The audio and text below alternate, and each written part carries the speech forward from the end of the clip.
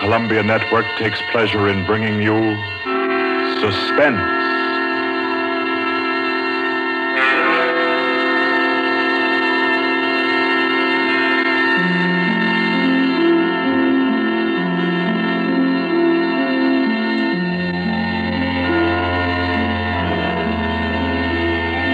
Suspense, Columbia's play theater of outstanding thrillers, produced and directed by William Spear and scored by Bernard Herrmann. The notable melodramas from fiction and stage and screen, from the world's great literature of entertaining excitement, presented each week to bring you to the edge of your chair, to keep you in suspense.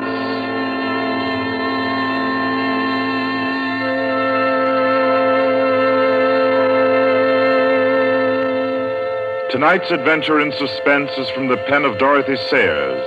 She called it The Cave of Ali Baba. Like the tale told by Scheherazade, a distinguished ancestress in the storytelling art, Miss Sayers' thriller deals with 40 thieves and with 2 magic words. For your uneasy listening, then, Suspense presents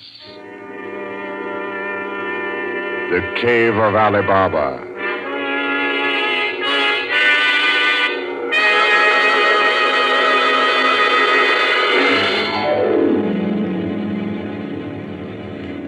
On a Saturday afternoon in January, in a grim and narrow house in Lambeth, a man sat eating kippers and reading the daily paper. He was smallish and spare, with brown hair rather too regularly waved and a strong, brown, pointed beard. His double-breasted navy blue suit, his socks, tie, and handkerchief were all scrupulously matched, and his brown boots just a trifle too highly polished. He did not look a gentleman, not even a gentleman's gentleman. Yet there was something about his appearance which suggested that he was accustomed to the manner of life in good families. A superior butler, perhaps, yet not old enough to be retired. A footman who had come into a legacy, yes. He had just finished eating, and he was sipping his coffee when a slight noise at the front door caught his ear. Swiftly, too swiftly for a quiet little man sitting eating kippers and reading his paper on a Saturday afternoon, he sprang up. He dashed through the small hallway and he flung the door open. Of course, no one in sight. The society is at least dramatic in its delivery of its correspondence. And as if he knew what he would find, he shut the door and turned to the hat stand in the hall. An envelope had been placed there. It was addressed to Joseph Rogers. So Mr. Rogers opened the note. Number 21. An extraordinary general meeting will be held tonight at the house of number 1 at 11:30. You will be absent at your peril. The word is finality. Finality. Yes, I think so. The man called Joseph Rogers stood for a moment, studying the note. Then he strode to the rear of the house, to a tall safe built in the wall. Carefully, he manipulated a dial. He swung the safe door open. He stepped inside, into a small strong room.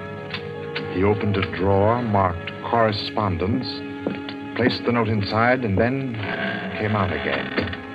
A moment to reset the lock for a new combination, and then he went back into the living room. He reached for the telephone. He lifted it from the cradle and then reconsidered. Too dangerous. He hurried upstairs and clambered into an attic. In the furthest corner, he searched for and found a knothole in the woodwork. He pressed it. A concealed trapdoor swung open, and he was in the loft of the adjoining house. He paused before 3 cages, in each of them a carrier pigeon. Carefully, he wrote a note. Slipped it under a pigeon's wing. There you are, my pretty. There, take it easy now. There you go. Fly straight. 4:30. I'll send another pigeon at 5 and the third at 6. I should have my answer by 9:30 at the latest. Oh, I forgot one thing, most important. Mr. Rogers moved through the trapdoor, back into the attic of his own house, and and once again he stood before the tall safe built in the wall. He opened the door, stepped into the strong room, moved for a moment quietly in the dark, and then spoke gently. Now, be good, my sweetheart. I'm depending on you. Open sesame. Come on now, old thing. Open sesame. Open sesame. That's better. That's very much better.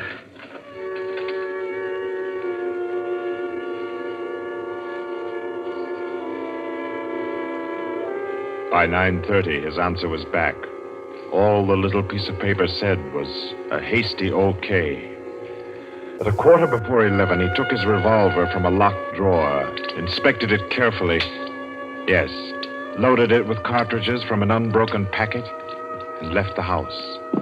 He walked quickly, keeping well away from the wall. And when he climbed on a bus, he sat next to the conductor, where he could watch all who got on and off.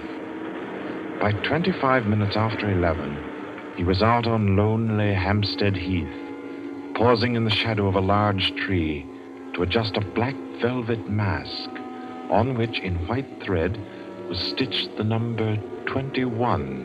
Then he stepped briskly to the door of the villa that lay before him and...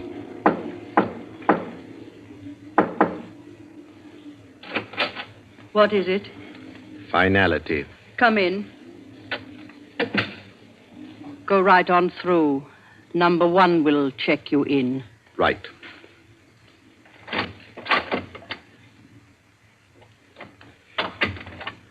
"21, sir. Lift your mask. Very well, 21. You may go on to the meeting room. Thank you, sir.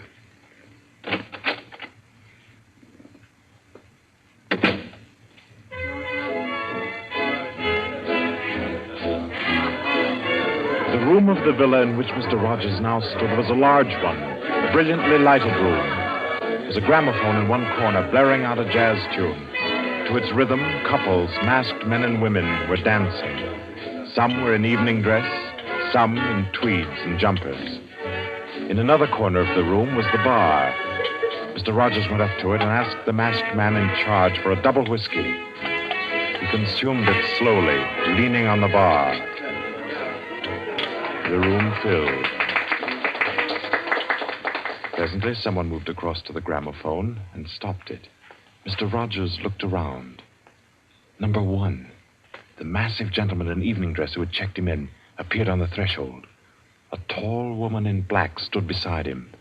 Her mask, embroidered with a white number 2, covered her hair and her face completely.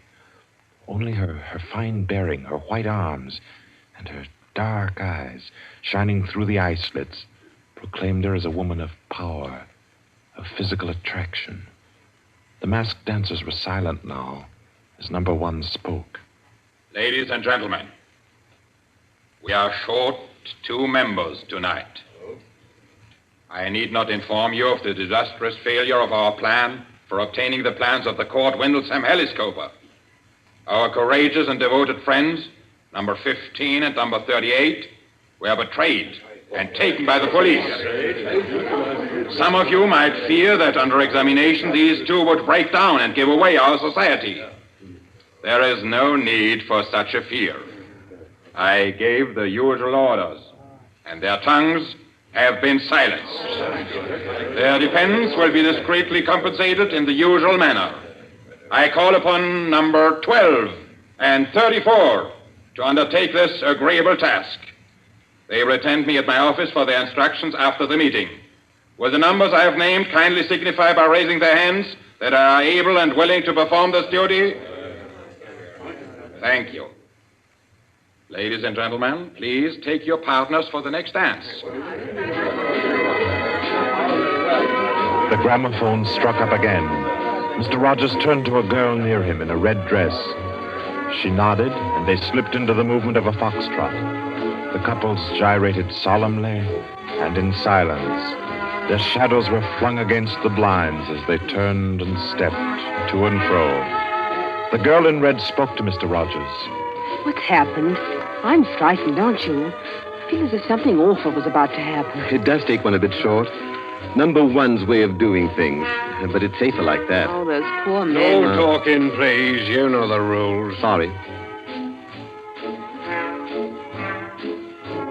In silence, the dance continued. And then it came to an end. And then when it had finished, the dancers came again to where number one sat and waited with tense eagerness for him to speak. Ladies and gentlemen, you may wonder why this extraordinary meeting has been called. The reason is a serious one. The failure of our recent attempt was no accident. The police were not on the premises that night by accident. We have a traitor amongst us. This last failure was not the first. You'll remember the unfortunate way in which the affair of the Dinglewood pearls turned out. And there were others. However, I am happy to say that our minds can now be easy. All these troubles have been traced to their origin. The offender has been discovered and will be removed. The misguided member who introduced the traitor to our ranks will be placed in a position where his lack of caution will have no further ill effects. There's no cause for alarm. Ladies and gentlemen, please take your partners for the next dance.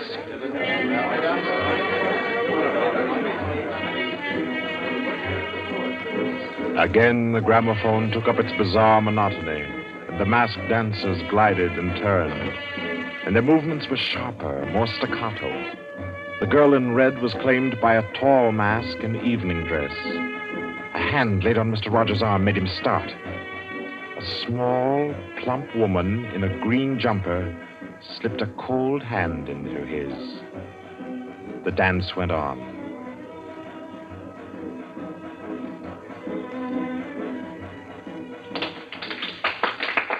When it stopped, everyone stood detached, stiffened in expectation. The endless interval was over. Number one raised his voice. Ladies and gentlemen, you will no doubt wish to be relieved of the questions on your mind. I will name the persons involved. Number 37. No! Silence! I swear on it! Silence! You have failed in discretion. You will be dealt with. If you have anything to say in defense of your folly, I'll hear it later. Sit down. Number 37 sank down upon a chair. He pushed his handkerchief under the mask to wipe his face. Two tall men closed in upon him. The rest fell back. Ladies and gentlemen, I will now name the traitor. Stand forward. Number 21. Take off your mask. Number 37. This man was introduced to our society by you under the name of Joseph Rogers, formerly second footman in the service of the Duke of Denver, dismissed for petty thievery. Did you take steps to verify the statement? I did, as God's my witness. It was all straight. I had him identified by two of the servants. I asked all over about him. The story was true. I'll swear it was. Number 21. Your name has been given as Joseph Rogers. Is that your real name? Answer me. Is that your real name? No. What is your name? Peter Death Braddon Whimsy. Silence! My compliments, your lordship. We thought Lord Whimsy was dead. He was killed, so the paper said 2 winters ago, while shooting big game in Africa. He even left a will, proved of £500,000. To his mother, I believe, the Dowager Duchess of Denver. Lord Peter Whimsy, indeed. Well-known book collector, man about town, distinguished criminologist. Took an active part in the solution of several famous mysteries. Taking an active part, if you don't mind. So you deliberately led us to think you were dead and became Joseph Rogers to gain entrance to our society.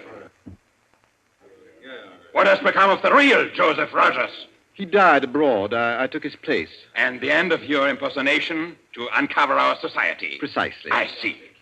The robbery of your own fete, upon which we congratulated ourselves, and which you helped to execute, was arranged. Obviously. The robbery of the Duchess, your mother, was arranged by you. It was. It was a very ugly tiara. No real loss to anybody with decent taste. The burglary of the Winthrop mansion, the theft of the necklace at Covent Garden, the others as well. You arranged them all. All.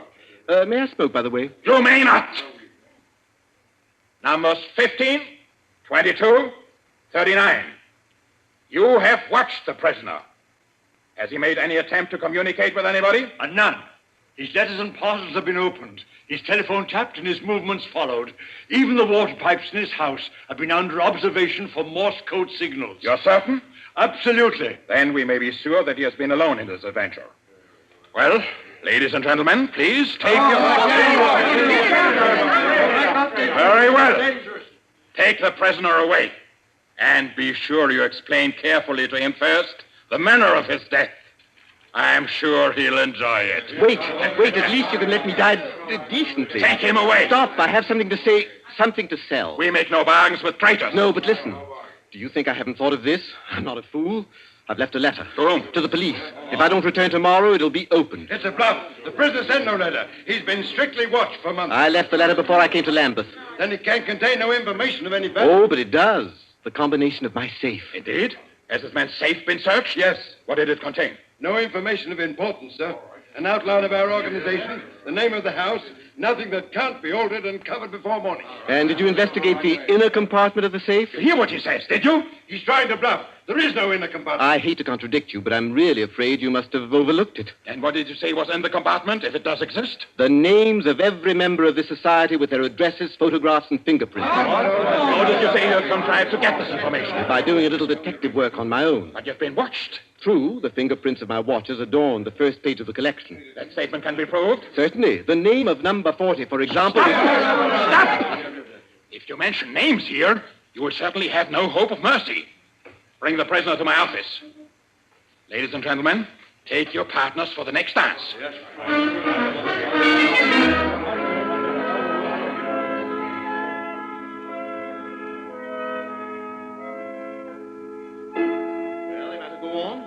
Prove that I know your gang from number 1 through number 25. Do you want me to prove that I know the others as well? My lord, your story fills me with regret that you are not, in fact, a member of our society.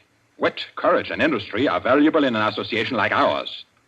I fear I cannot persuade you. No, I suppose not.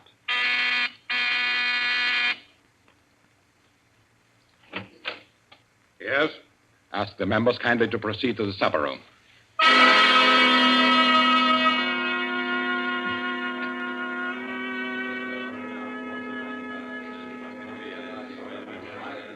Ladies and gentlemen, I'll not conceal from you the seriousness of the situation.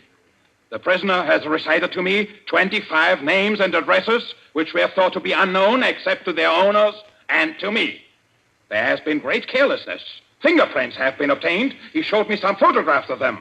He tells me that the book of names and addresses is to be found in the inner compartment of his safe, together with certain letters and papers stolen from the houses of members, and several objects with fingerprints. I believe he tells the truth. He offers the combination of the safe in exchange for a quick death. I think his offer should be accepted. What is your opinion, ladies and gentlemen? The combination is known already. Fool! This man is Lord Peter Wimsey, a scientist of crime. Do you think he will have forgotten to change the combination? Oh, I say give him the promise. Time's getting short. You agreed?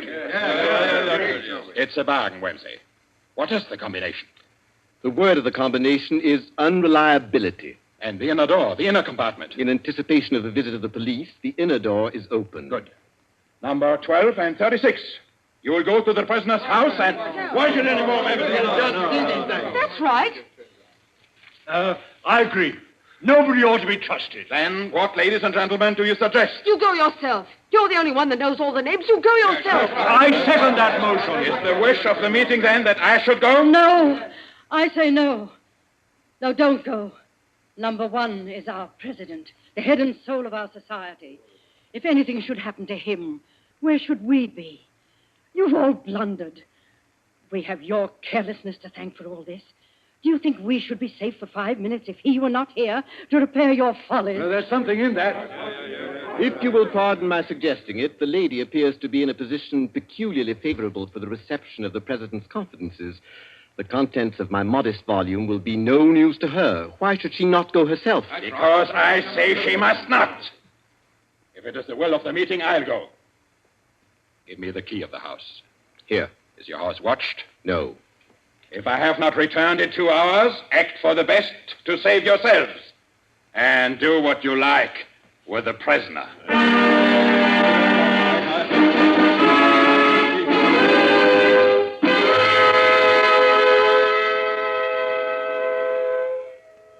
president has been gone 2 hours. Traitor! What's happened to him? How should I know? Perhaps he's looked after himself and gone while the going was good. Liar! Oh. He'd never do that. What have you done with him? Speak, or I'll make you speak. I can only form a guess, madam. I'm afraid that your president may quite inadvertently have left the door of the inner compartment closed behind him, in which case... Yes? Well, let me explain the mechanism of my safe. The inner compartment has 2 doors. The outermost opens outward with an ordinary key. Oh, do you think that the president is so stupid as to be caught in an obvious trap? Undoubtedly, he will have wedged open that inner door. Undoubtedly, madam. But the sole purpose of that inner door is to appear to be the only one. Hidden behind the hinge of that door is another, a sliding panel, also left open. Inside the compartment is the big, heavy ledger containing all the information about this society. This ledger lies on a steel shelf. Do I make myself clear? Oh, yes, go on. The steel shelf is balanced on a concealed spring. When the weight of the book, the ledger, is lifted, the shelf rises almost imperceptibly, and in rising, it makes an electrical contact. Now, let me draw a picture. Your president steps into the inner compartment, sees the book, takes it up, anxiously to examine to see if it's the right one. The shelf rises, the electrical contact is made, and the steel panel behind him slides into place. He's trapped. You devil! What is the word that opens the inner door? Quick, the word. Do you remember the story of Ali Baba and the 40 Thieves? Uh-huh. Well, when I had this safe constructed, my mind went back, well, call me sentimental if you will, to my childhood. The words that open the door are open sesame. Oh. How long can a man live in this devil's trap of yours? Oh, I should think he might hold out for a few hours if he didn't use up all the oxygen by hammering and yelling. I imagine if we go there at once, we'll be able to get him out all right. I'll go myself. I think you'd better take me with you. Why? Well, I'm the only person who can open the door. But you've given me the word. Yes, you have the word. But this door of mine, I'm rather proud of it. You know, it's my own invention. It's the latest thing. It will open to the words open sesame, all right. But to my voice only. Your voice? I'll choke your voice from my hands. What do you mean, your voice only? Don't clutch my throat like that. You'll wreck my voice, and then the door might not recognize it. There, that's better. The door got stuck for a week once, and when I had a cold. Is what he says true? Is it possible? Perfectly possible, madam. It'll have a microphone arrangement. Could be done also with light vibrations. We must let him go. Take the ropes off him. Let him go, nothing. He doesn't go to blab to the police. The president's done in, that's all. And we'd all better make traps while we can. It's all up, boys. Right. Chuck this fella down the cellar and fasten him in. I'll go and destroy the ledgers. 32, you know where the switch is. Give us a quarter of an hour to clear, then you can blow the place to glory. No, you can't leave one to die. He's your president, your leader. I won't let it happen. I won't. I'll free this man myself. Here, none of that. Let me go. Let go of me. Think, Blaster, think. It'll be light in an hour or two. The police may be here at any moment. The police? Oh, yes. Yes, you're right. No, we mustn't imperil the safety of all for just one man. He himself would not wish it. Throw this man in the cellar and let's get out of here while there's time.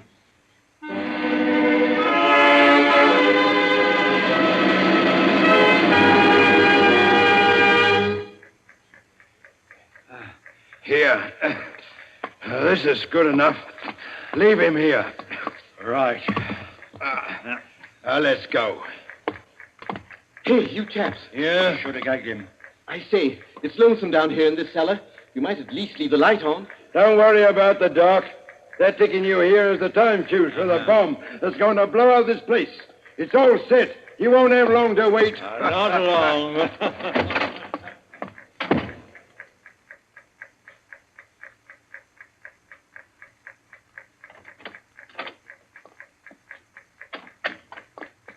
Who is it? Who's there?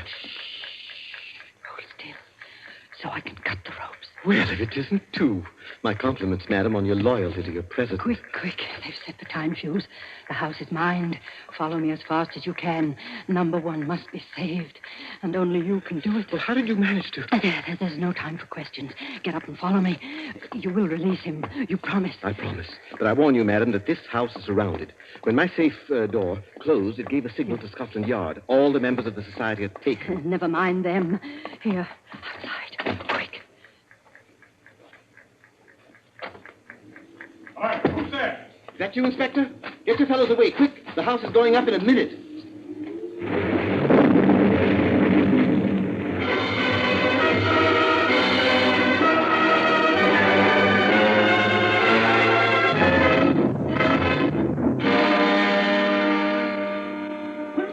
Lord Quincy! It's Inspector Parker, old man. Are you all right? I'm a bit winded. What's happened, Inspector? Well, about half a dozen of them got blown up. The rest we bagged. Hurry, we must hurry. Who's this? One of the gang. She's called number 2. We must save him, we must. Golly, I clean forgot the gentleman in the safe. Parker, where's your car? It's down the lane. Send one of your men down to get it. Right. Johnson, bring that car here. Yes, sir. I've got the number 1 of the whole company quietly asphyxiating at home. I promised we'd get back and save him. He's the bloke that we've been wanting. The man at the back of the Morrison case and the Hope Wilmington case and hundreds of others.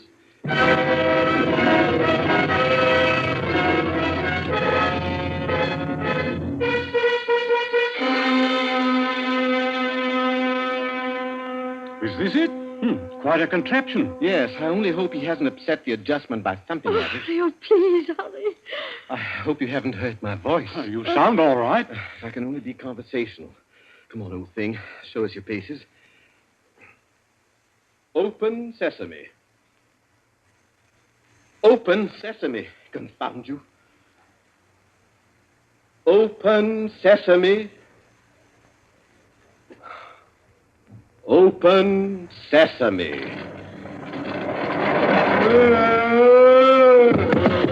He's dead. Let me see. No, he's not. He lived to stand his trial.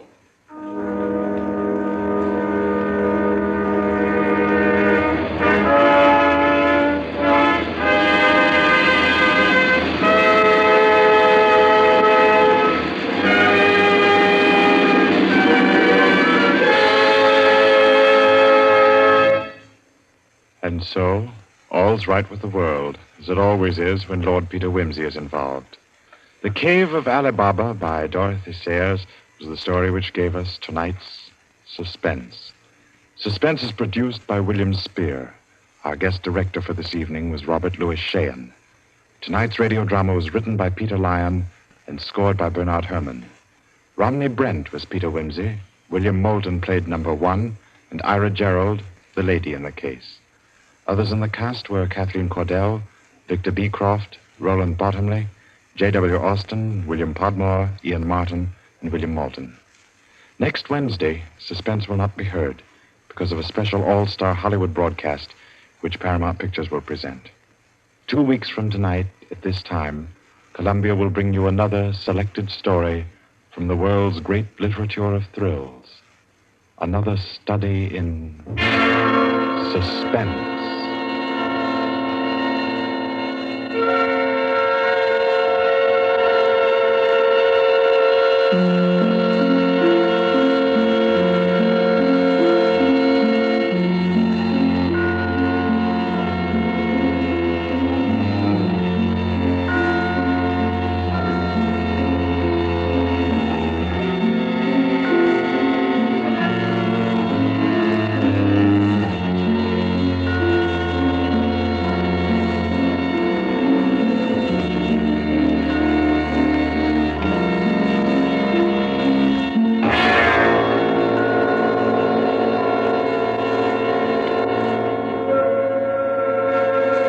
This is Barry Kroger, and This is the Columbia Broadcasting System.